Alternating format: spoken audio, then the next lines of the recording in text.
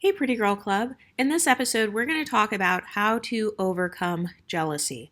And I'm going to talk about how to overcome when people are jealous of you, but also how to overcome if you are jealous of others. So, first, let's look up the definition of the word jealous: feeling or showing envy of someone or their achievements and advantages. So, remember, advantages are like privileges. Feeling or showing suspicion of someone's unfaithfulness in a relationship, fiercely protective or vigilant of one's rights or possessions. And the last one is interesting: of God, demanding faithfulness and exclusive worship. Have you ever noticed how sometimes when women are jealous of light-skinned women, or they're jealous of mixed women, or they're jealous of anyone who looks more quote unquote ambiguous than them, I've noticed a lot of times this is not about ending colorism, it's not about ending texturism or featureism, it's about simply trading places and taking that pedestal for yourself. By the way, there is nothing wrong with wanting to feel beautiful. But here on this channel, we embrace dark femininity, so I'm owning my shit. I'm owning the fact that, yes, I am going to put myself on the pedestal. No, I'm not giving my pedestal to anyone else. No, I will not forego any opportunities so that another woman can take them and, in order to show solidarity with other women. That, first of all, that doesn't even work. I mean, think about actresses like Zendaya. If she were to not take any roles at all whatsoever so that an unambiguous woman can get the opportunity. First of all, those directors of those movies, they're probably not going to say, oh, okay, Zendaya didn't want this role, so let's go find an unambiguous monoracial dark-skinned woman to play the role in Spider-Man. No, they're probably going to get another biracial girl or another white woman or someone who fits the original phenotype of whatever they wanted that role to look like. So not only does that method not work, but also people like Zendaya would be broke if they never took any opportunities, or if they just stayed in the shadows their entire lives because they wanted to somehow open the door for someone else. Someone dimming their light, that's not going to make your light any brighter. So I always thought that was a bad strategy. But in my opinion, when a person feels jealous, there are only a couple of reasons why. So the first reason is you secretly want something deep down inside, but you have not admitted to yourself fully that that is actually what you want. And so you resort to kind of deflecting, and maybe you start antagonizing the person. So for example, let's say you're overweight, and then you find yourself feeling angry whenever you see a skinny girl who's pretty. You see her post on Instagram, and like she has her little leggings on or her little short shorts and her crop top, and she looks cute. Or maybe you have a friend or family member who is skinny, and then you start making comments about her being too skinny. A lot of you guys have experienced this on this channel. You are the skinny one, or you have a nice body shape. Maybe you have an hourglass body shape, and then you have family members commenting on how, oh, your butt's hanging out of those shorts, your butt's hanging out of that skirt. Oh, why are you showing cleavage? These are all just symptoms of jealousy. So oftentimes what happens is that person won't admit to themselves that they want to be sexy. They want to be able to show cleavage, or they want to be able to show off their shape deep down inside, but they haven't admitted that to themselves. They're too ashamed and embarrassed to admit that to themselves, and they're too scared to go out and actually put on that sexy outfit or whatever. So then they shame other women who embrace their sexy side. By the way, I used to be this person, so I'm not trying to like throw shade at anybody or pretend like I've never had these feelings myself. I grew up in a very Christian, very conservative background. And for those of you who know that if you are a tall, slim, hourglass figure, you're going to have a lot of people sexualizing your body just from day one. So ever since I hit puberty, I always had people sexualizing my body and telling me to be modest. I mean, I damn near had to wear, I'm not kidding, I used to wear those long dresses that go all the way down to the floor. So it's like, you know what the Mormons wear and stuff? I literally used to wear those like to church and all that because that is what I was taught to wear, and I was taught modesty.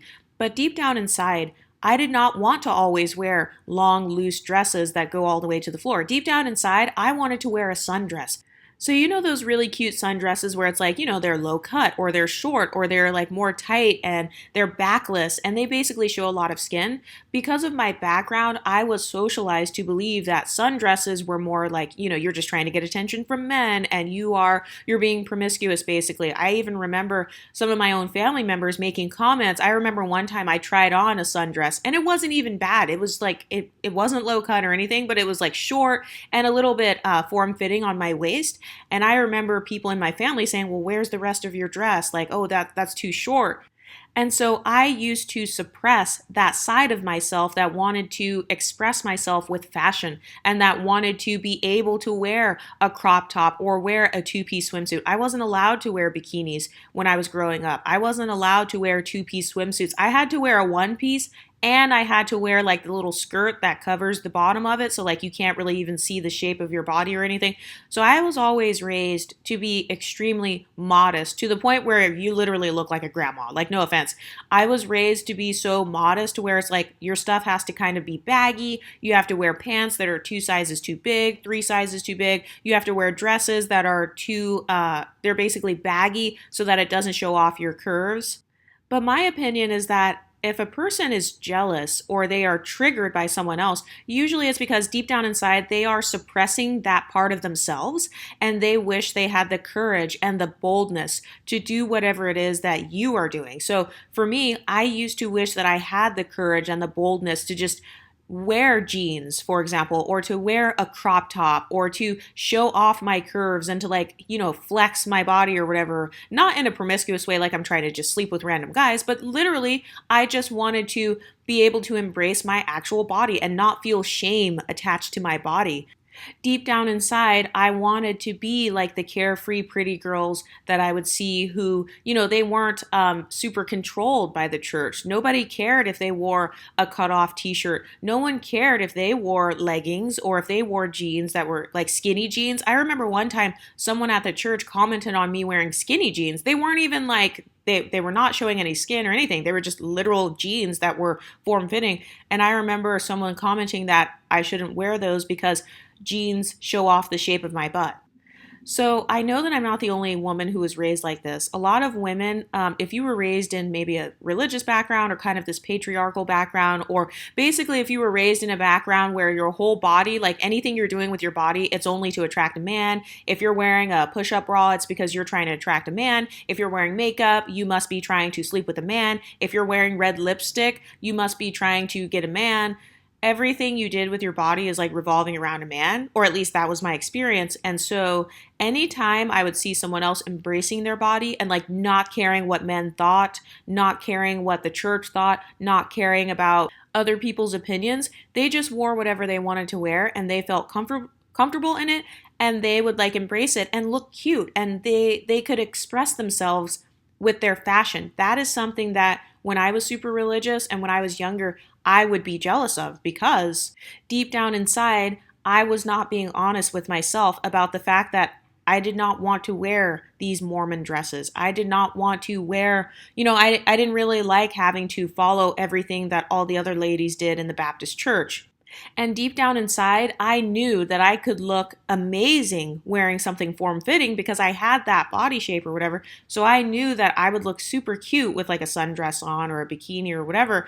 But I was too scared. So my theory is that one of the reasons that people get jealous is because deep down inside they want what you have, but they are too scared to change themselves to get it. So I was too scared to like go out and purchase that bodycon dress. I was too scared to be seen by friends and family members with a crop top on because I knew that people would be like, oh my gosh, like what are you wearing? Like, whoa.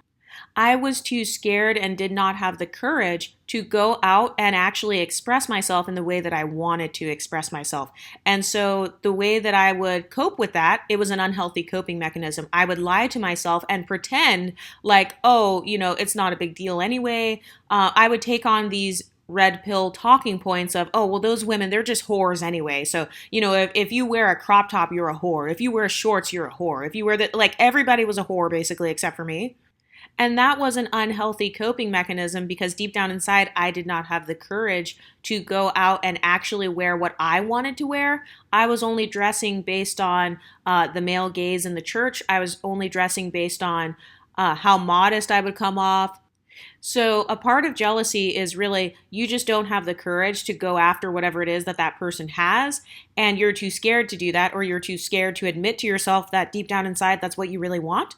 So whenever you see someone else doing it, you get triggered. So this doesn't have to just be with fashion. The same thing also happened to me with hair extensions, like with weave and hair color. So I naturally have always had very long curly hair, and I had so many people projecting onto me and saying, you don't need a weave, you don't need a wig or whatever. All of those things are only for people who are bald headed. All of those wigs and like hair colors and stuff. If you put highlights in your hair, it's because you're trying to be white. That means that you don't want to look black. That's why you put blonde in your hair. So I got told all of those messages as well. So, but deep down inside, I've always known that like I would look so good with like the different hair colors. I have always known that I could pull off any hair color. But I was too scared to embrace that side of myself because once again, I was raised very religious to wear like makeup and hair extensions and like doing a lot of beauty enhancements that was viewed as it was more frowned upon. And especially if you're changing up your looks and kind of like posting it on Instagram and doing a seductive pose, or like you're posing and kind of showing off your beauty. Basically, showing off your beauty in any way or flaunting your beauty in any way was kind of frowned upon in my background, or at least those are the subconscious messages I was sent. So that's what I believed. And I used to get triggered whenever I would see other girls like on Instagram or in school or whatever, and they would change up their hair color all the time. Or when I would see other mixed girls or other quote unquote black MLS girls where they would change their hair color all the time. They would do purple, red, blonde, green, like all of these amazing, crazy colors, and they would still look cute. And then they would get praise for it. So that's another symptom of jealousy, in my opinion. It's you're too scared to do something, and also you want that praise for, being creative. And I do believe that a part of expressing your creativity is expressing creativity with your beauty or with your looks. So yes, that includes hair color. But I feel like the girls who are too scared to go for a new hair color, or they're scared of people disliking it, they're scared of people asking questions like, oh, is that your real hair? They're scared of people saying, oh, what did you do to your hair? Like, did you put in clip-ins? They're scared of having to say to others, this is fake. And so they allow that fear to hold them back from really embracing who they want to be or expressing themselves how they want to. So then that is another reason that people get jealous. And also, it is the fear of admitting to yourself that you want praise and validation. So you guys have heard me talk on this channel. I support dark femininity, baby. First of all, every person on this earth wants validation. No one wants to be invalidated. No one wants to be mistreated. No one wants to be crushed or treated like they're just invisible and like they're worthless. No, wanting validation and wanting to be appreciated and wanting to feel seen and heard, that is a normal human desire. But I've noticed there are some people who are too afraid to admit that they want to feel validated. And so they suppress that desire of wanting their beauty to be validated or wanting to just feel beautiful. They suppress that desire and they lie to themselves and say, I don't care about looking cute. I don't care about changing my hair. Oh, that's shallow. I'm more deep than that. I'm not so shallow like all those girls on Instagram. I'm not shallow like the popular girl in high school. I'm not shallow like all those models and Hollywood girls. They won't admit that deep down inside, they actually do want to have validation. And so whenever they see someone else getting validation or getting compliments, basically, then they get pissed off. That is another reason that people get jealous. It's because they won't admit to themselves that they also want to have the compliments, or they also want attention, which again, wanting attention in and of itself is not bad. It's the way that you go about getting attention that can be unhealthy. So as long as you're not hurting yourself or others when you are receiving attention, there's actually nothing wrong with it. But some people, they lie to themselves and they pretend like, oh, getting attention doesn't matter to me. Getting attention for my beauty, that's not a big deal to me. When in reality, it technically is, because every time you post on Facebook, technically you are trying to get attention. Every time you post on Instagram, you're trying to get attention. Every time you start a business and you advertise your business, you're trying to get attention. When your children score a goal at the soccer game and you tell your child, good job, Johnny, you are giving him attention and you are validating him. Why? Because you know that you validating him getting the soccer goal, that helps build his confidence. That can help him to go out for the soccer team later on. It can help him to believe in himself more. So there's actually nothing wrong with giving or receiving positive attention, but some people are so scared of getting attention, or they are afraid to admit to themselves that they want attention. So that's why they become jealous of the girls who receive that attention. Another reason that people get jealous of others is because they are afraid to take risks. So these are the people who they get jealous over your achievements. So let's say you start a business, let's say you start a makeup line, let's say you start a YouTube channel and your YouTube channel blows up. Or you are getting opportunities to join all of these cool clubs in high school or college. Maybe you got voted as the prom queen. Maybe you made the varsity basketball team or the varsity soccer team. Maybe you're really good at making friends and a lot of people like you. You're kind of the popular girl. The people who are jealous of achievements are people who they're too scared to take the risk themselves. So they're scared to go out and talk to new people and make new friends. They're scared to actually start a business. They're afraid of quitting their job and they're scared of failure. And so when they see someone else who took the same risk and then that person actually succeeded, then they get super pissed off because they're like, dang it, like I could have done that. That could have been me. That's really the deep rooted problem of people who get jealous over achievements. They feel like that could have been me, but instead of it being me, it's her. Instead of me being the prom queen or the class president, it's Sally that gets to be the class president because Sally spent the whole entire year building friendships with people, talking to people, showing off her leadership skills. And so a lot more people trust in Sally than me. And then this is where people start spiraling and they start thinking, well, what did I do wrong? And in reality, the only thing you did wrong is you never tried. You never even took the shot. You never even took the risk. You didn't even try out for the soccer team. You never even tried out for the cheer squad. You never even attempted to start a business. You didn't even go to a part-time job so you can start your part-time business on the side. You just said, fuck it, I'll just stay at this job. And then 30 years have gone by and maybe all of your friends have started businesses or they've retired or they go on all these trips and you are still sitting in your cubicle when deep down inside you know that that's not what you want. So the reason these people get jealous is because they are afraid of taking the risk to get what they really want. So they'd rather settle for something they don't really want. They'd rather settle and just be fat, for example, instead of actually going on a walk and risking people making fun of them being fat and walking. These are the people who they get intimidated by going to the gym. They feel like everyone's going to be looking at them and seeing their fat rolls and stuff while they're at the gym. So then they just don't go. And then they don't even do a workout at home because they feel like, oh, I won't be able to do it. So they don't believe in themselves and they don't want to take the risk of looking different. Maybe they've been fat their whole lives.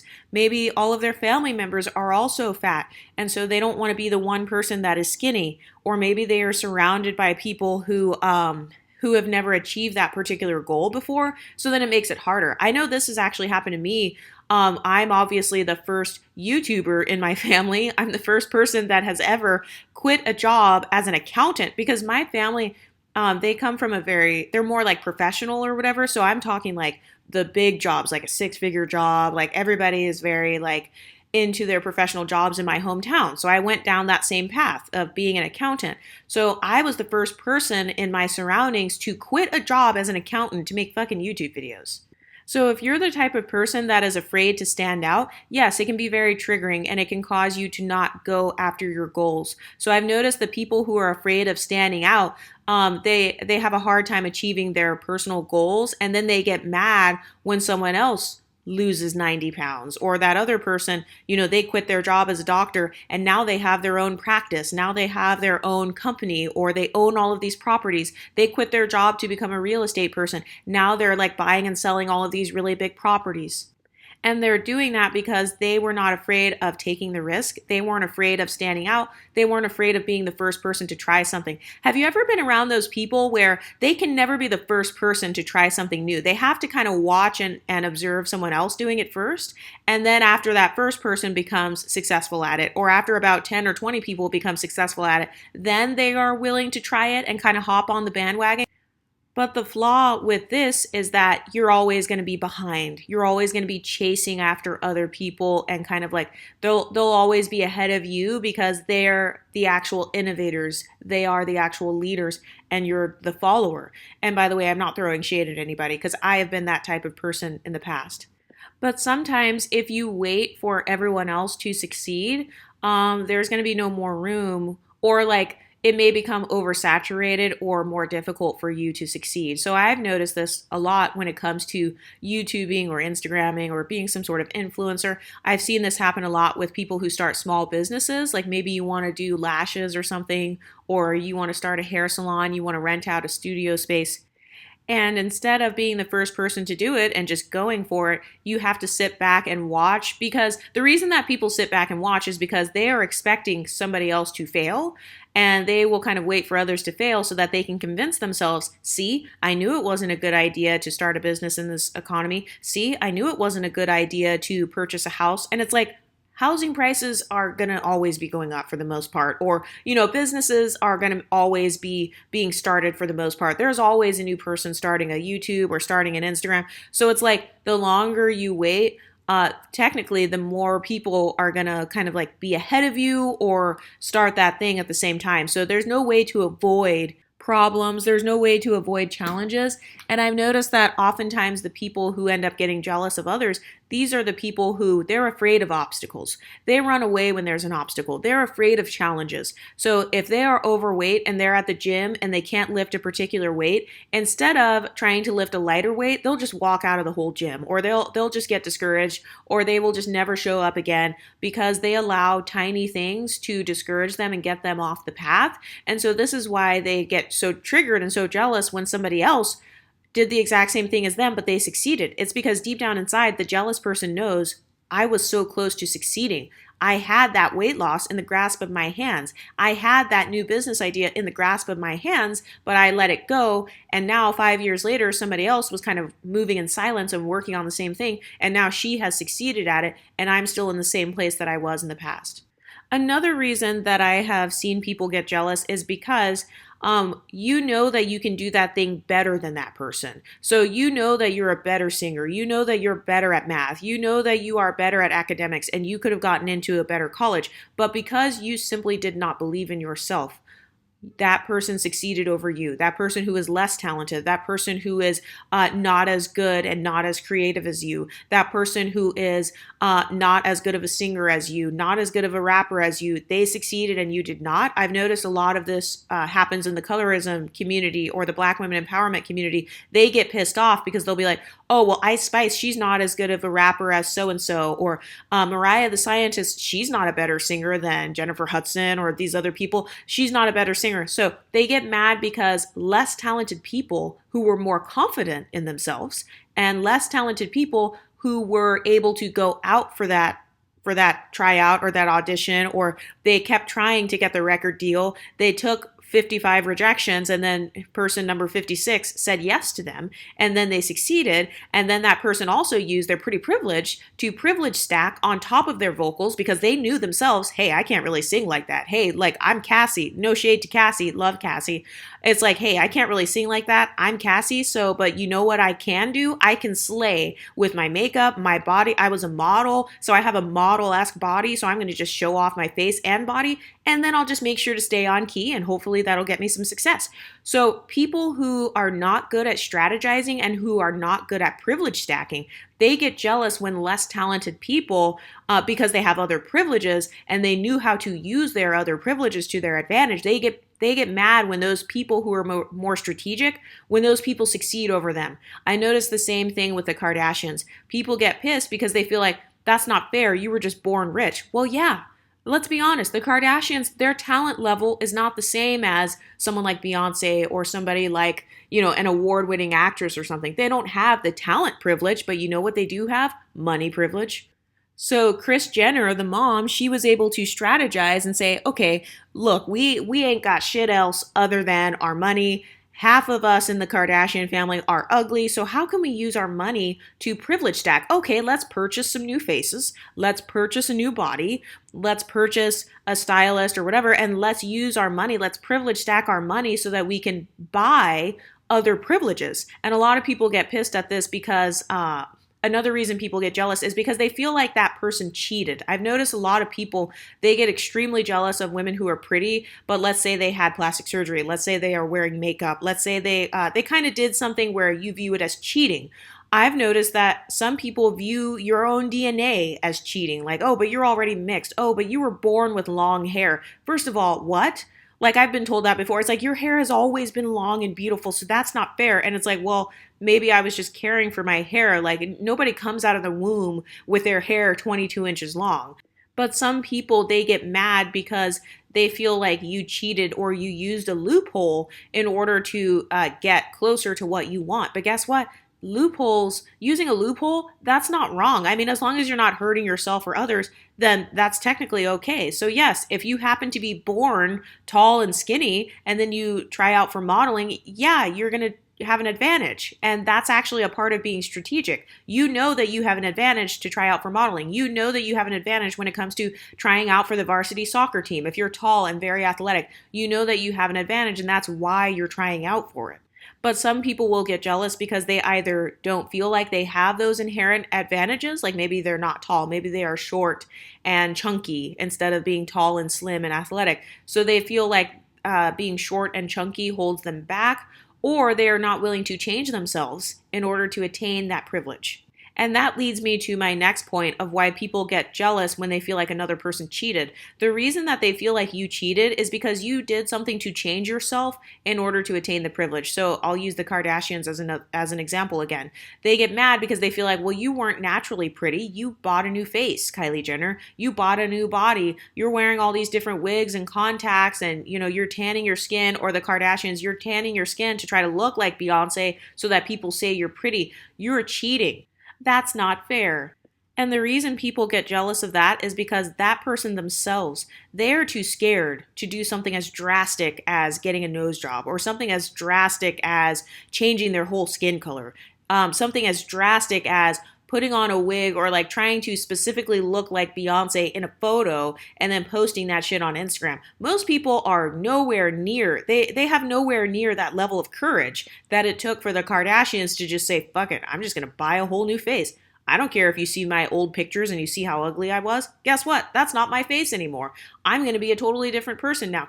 Do you know how much courage, and do you know how you have to just give zero fucks to do something that extreme?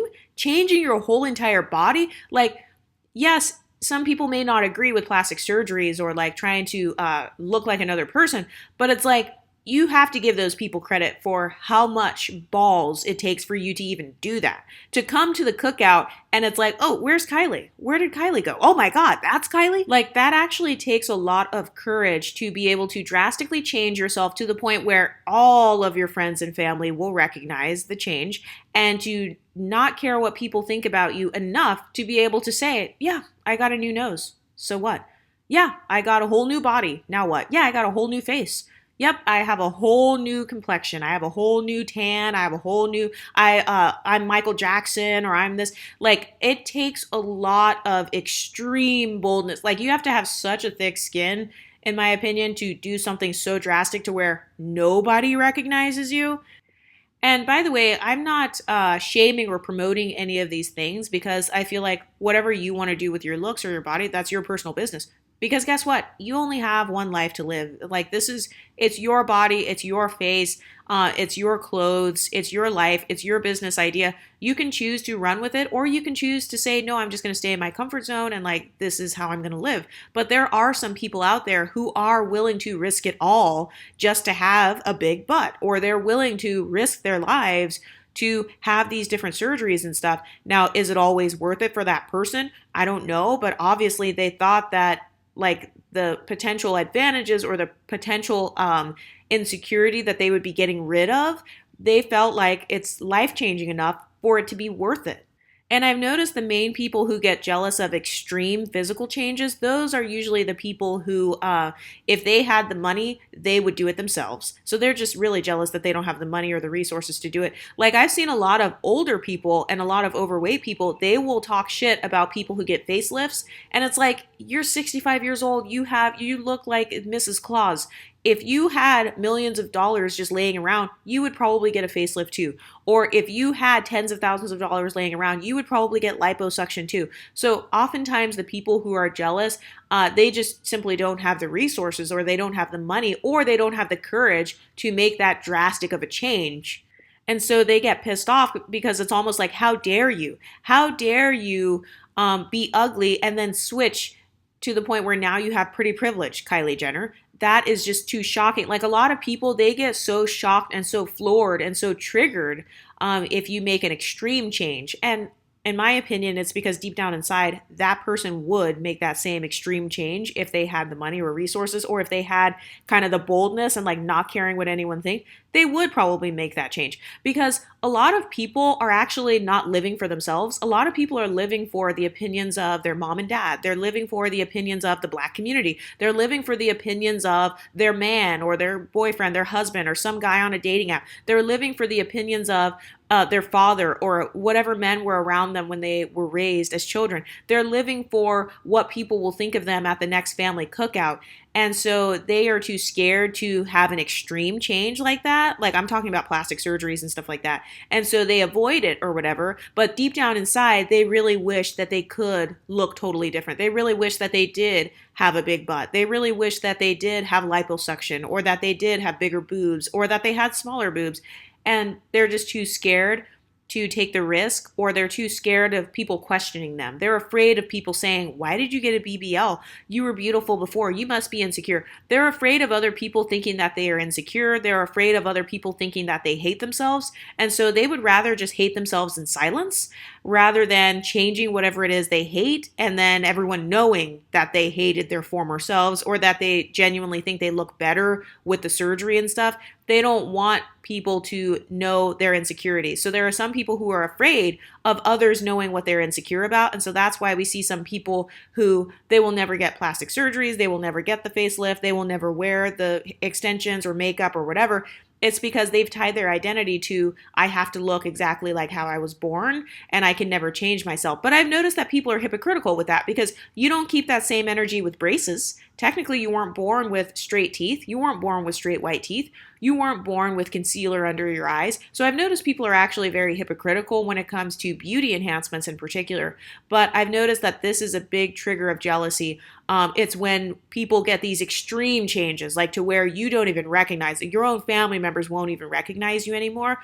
But I actually believe that a lot of women deep down inside would do these extreme changes if they had the courage, but because they don't have the courage to face their own family members. Because think about plastic surgery. Let's say you have the same nose as your dad, and then you go get a nose job, and then you see your dad at Christmas, and he's like, wait, what happened to your nose? Or you know what I mean? So I can see why some people, they don't want to change certain features about themselves, or they don't want to get a different body type because, you know, they feel like it's an insult to their family members. And that's fine if you think that. Like if you would rather be a representation of your family members or whatever, then I don't fault that either. My thing is, I just support women in general. Like I'm just trying to help women to have the freedom to make whatever choice they feel is best for them. So I'm truly not judging people on this channel. As long as you're not actively hurting yourself or others, then I don't care. I say do whatever the fuck you want, because people are going to talk shit either way. So for me, yes, I am going to continue going to the gym. Yes, I'm going to continue getting even skinnier, because that's my body standard for myself. So you can talk as much shit as you want. Like I've had people tell me I eat like a rabbit. I've had people tell me that